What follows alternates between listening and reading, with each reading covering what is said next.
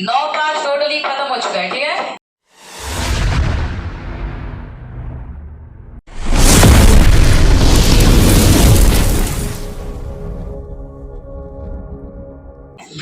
आज हम पढ़ने वाले हैं 10 पार्ट, जिसका नाम है मंदाकिनी वर्णम। क्या नाम है?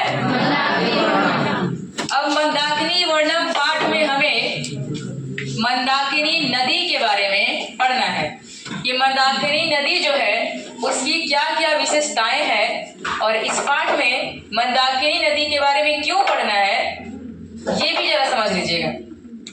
एक टाइम की बात है कि जब श्री राम का वनवास हुआ था तो उस टाइम सीता और लक्ष्मण भी उनके साथ गए थे, ठीक है। तो जब सीता और लक्ष्मण उनके साथ गए थे तो जब वो चित्रकूट नामक जगह पे पहुंचे तो चित्रकूट नामक जगह पे एक नदी बहती है जिसका नाम है मंदाकिनी नदी, ठीक है। तो उस मंदाकिनी नदी को जब इन्होंने देखा वहां का दृश्य बहुत ही प्यारा लगा, तो उसी दृश्य के बारे में ये सीता से समझा रहे हैं, ठीक है। सीता को बता रहे हैं कि ये दृश्य जो है वो कितना मनोहर है और जो मंदाकिनी नदी है वो कितनी अच्छी है, इसकी विशेषताएं क्या क्या है, यही इस पाठ में हमें बताया गया है, ठीक है। तो आइए, इसमें 10 श्लोक टोटल दिया गया है, जिसमें से पहला हम क्या कर रहे हैं, आज पढ़ रहे हैं, ठीक है। देखते हैं पहला क्या लिखा हुआ है, सुनिएगा। श्री राम ने पहला लाइन में क्या बोला, सुनिए।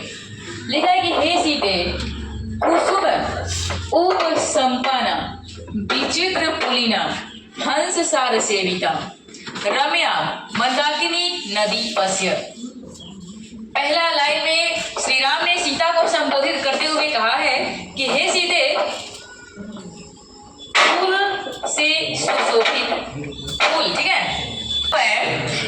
फूल कुसुम से सुशोभित विचित्र पुलिना मतलब होता है रंग बिरंगी तटों वाली। क्या होता है? रंग बिरंगी तटों वाली।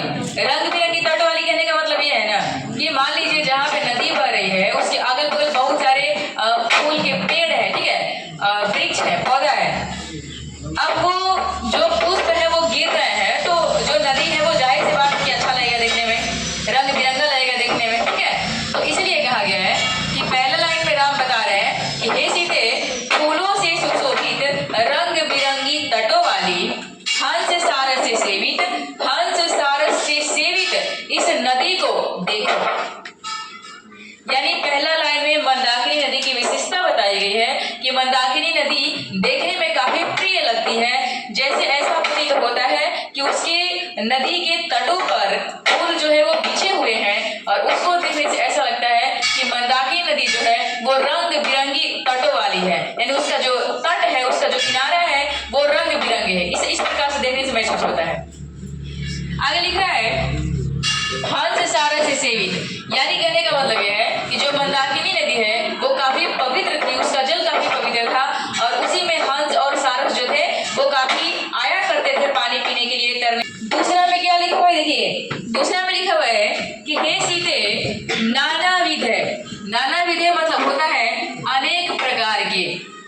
तीरूर है कहने का मतलब यह है कि पेड़ पौधे और उनकी लताएं, ठीक है, पुष्प कल्प ध्रुव है, यानी कि ऐसी लताएं जिसपे फल फूल लगा हुआ है। सर्वतः प्रीताम राजंती राज राजस्य नलिनीम इव। अब राज राजस्य नलिनीम इव कहने का मतलब क्या है, सुनिए।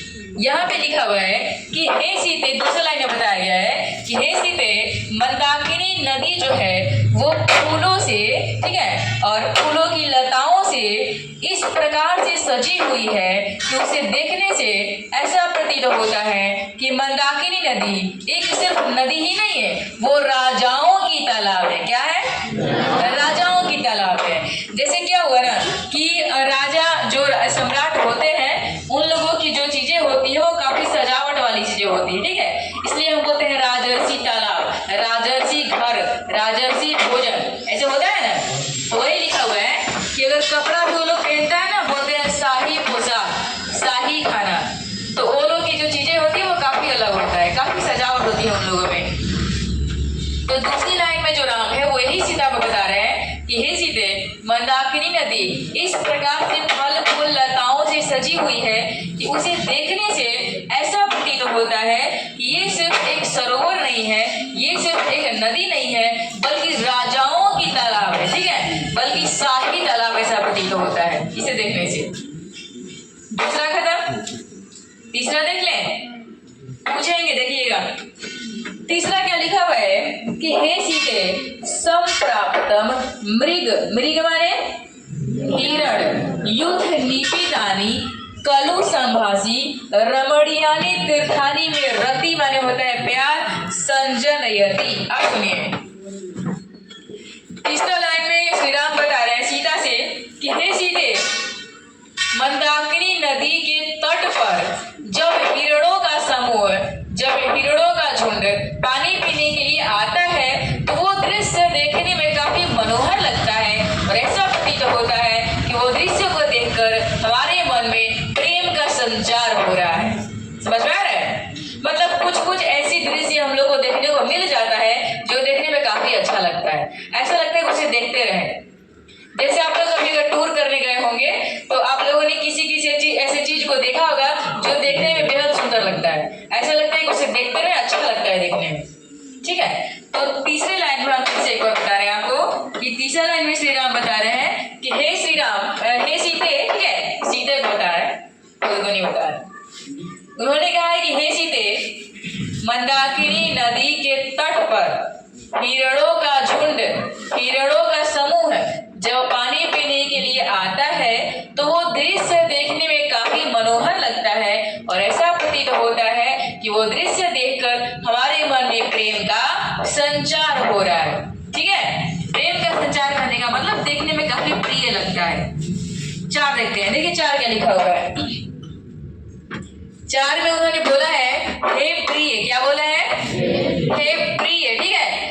आगे लिखा हुआ है काले जटा जिनधारा, जटा जिनधारा कहने का मतलब ये हुआ कि ऐसे ऋषि महर्षि जो जटा बढ़ाए हुए हैं, ठीक है।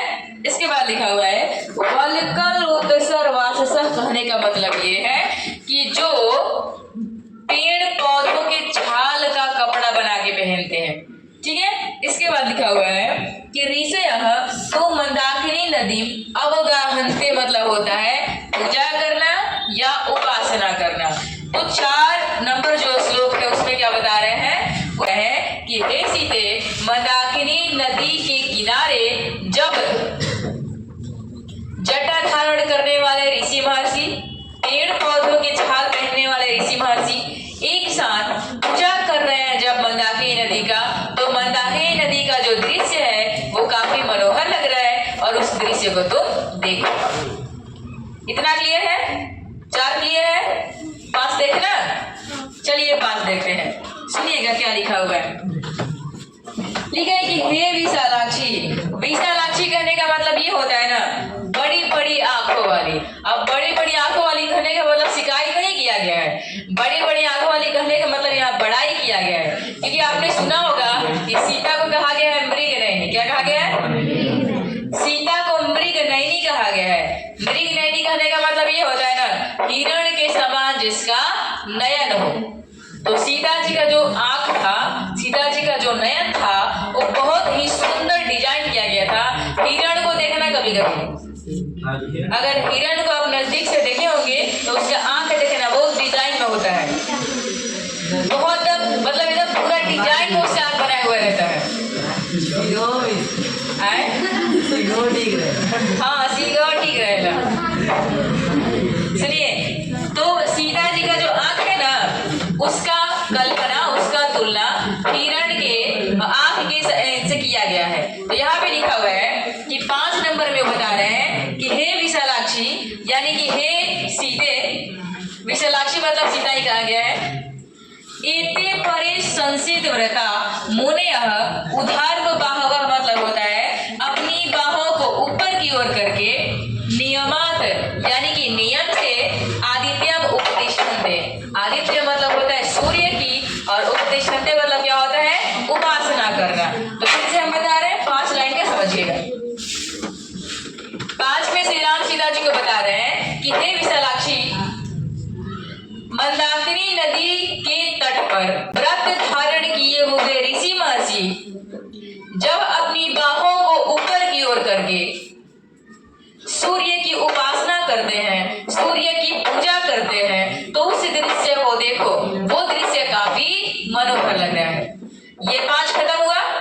उम्मीद करते हैं कि आपको ये 5 समझ में आया होगा। ठीक है, तो ये 5 एक बार हम आपसे पूछते हैं।